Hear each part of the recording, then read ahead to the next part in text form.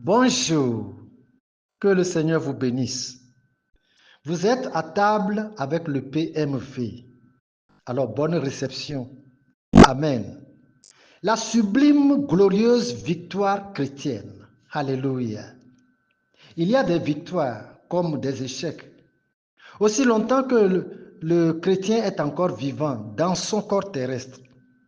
Mais la sublime, glorieuse victoire viendra mettre fin à toute lutte, à tout combat, pour faire rentrer ce chrétien dans la jouissance du repos éternel avec Jésus-Christ, le chef des vainqueurs.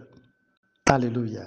Ecclésiaste chapitre 7 et le verset 8, sa première phrase. Mieux vaut la fin d'une chose que son commencement. Alléluia. Le début de la vie physique est nécessaire. C'est pour cela que l'Éternel l'a fait. Mais bien achever cette vie physique est d'une grande importance. C'est là ce que l'Ecclésiaste Salomon explique en disant « Vaut mieux la fin d'une chose que son commencement ».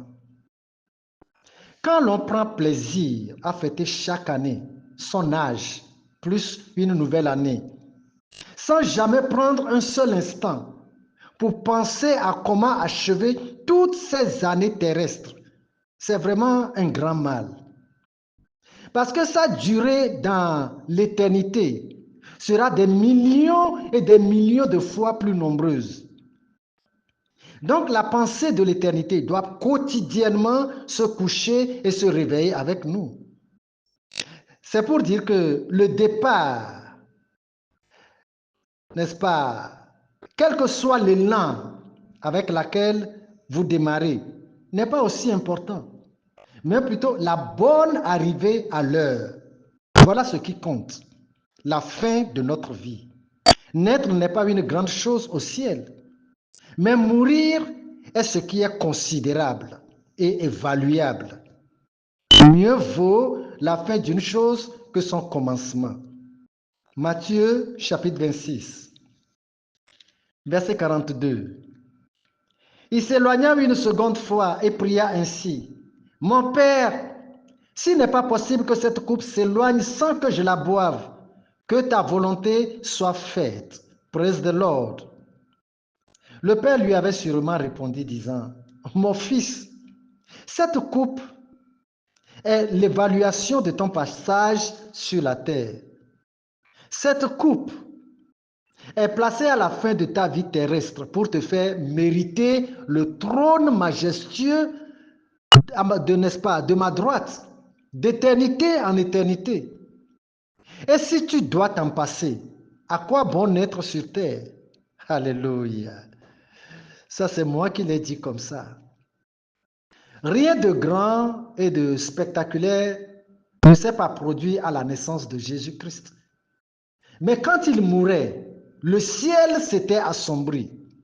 Un ténèbre brusque s'était abattu sur le monde. Il y avait un tremblement de terre. Le voile du temple était déchiré. Les tombeaux des saints étaient ouverts pour laisser sortir des saints déjà morts. Mais avant ces prodiges, qu'est-ce que Jésus dit en tant que Dieu homme?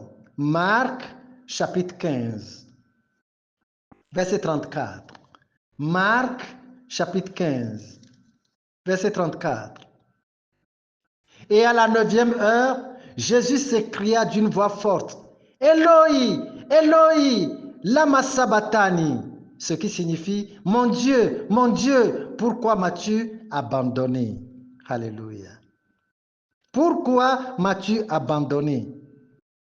Oui, c'était objectif, c'était raisonnable, afin qu'il entre dans la sublime, glorieuse victoire.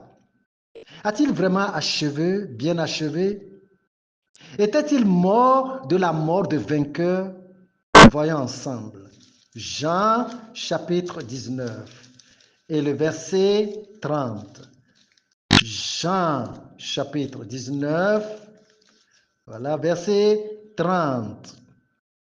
Quand Jésus eut pris le vinaigre, il dit, tout est accompli. Et baissant la tête, il rendit l'esprit. Alléluia.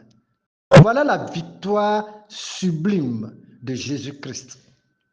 C'est notre fin de vie terrestre que Dieu attend. C'est là que se trouve notre évaluation divine. Des gens peuvent vous évaluer avec des mots de distinction, des phrases de distinction lors de vos funérailles. Il était professeur d'université de telle année à telle année.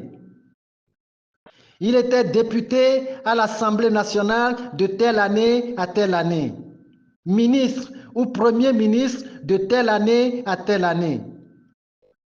PDG à la société Elkana de telle année à telle année.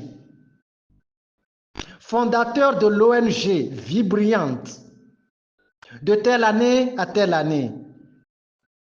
Mais vous savez, dans l'au-delà, à la porte de là où il va passer l'éternité des éternités, il est négativement évalué. Il a très mal achevé. À quoi bon être si l'on ne va pas bien achever?